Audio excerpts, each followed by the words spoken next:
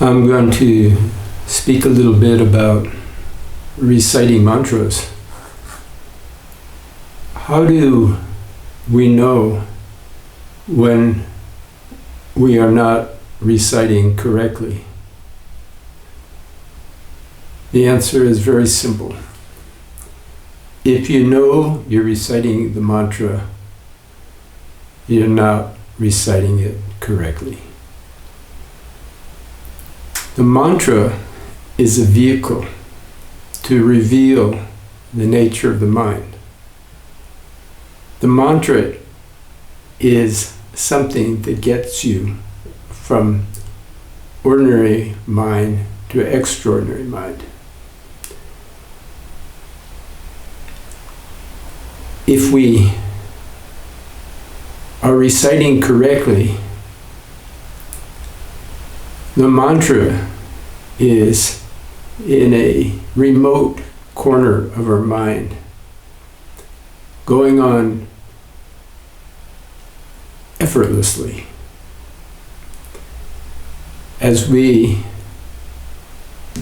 dissolve ourselves through engagement in the nature and the wonder of the mind itself. When we're truly engaged in right mindfulness, we are not aware of what got us there. In this case, we're talking about a mantra. We're using the example of a mantra. So, once the mantra disappears and withdraws itself into a remote corner of our consciousness, and we dissolve into the nature of our awareness, and we become absorbed in that, the mantra has done its job.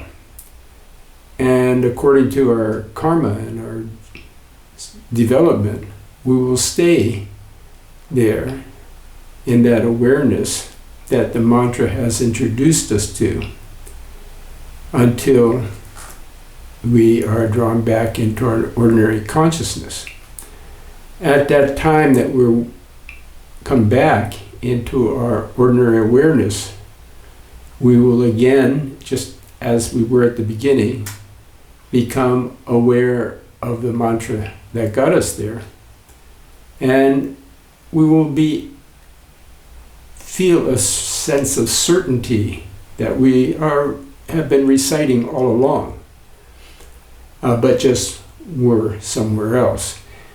So again, very just short description of how you know when you're not reciting correctly is when you are aware of the mantra itself. So the mantra is like a middleman that introduces you to something else. And just like any other middleman, once the middleman makes its introduction, its job is done. So it goes on by itself without you having to focus on, you don't drag the middleman into the deal, whatever it was. If you're doing a business deal or something and the middleman introduces you to another potential business partner, once the middleman has made that introduction, the middleman, his job is done. Same thing with a mantra. A mantra is like a middleman. It introduces you to the nature of the mind. Once that has been done, the middleman dissolves into the background. That's the way it should be. And when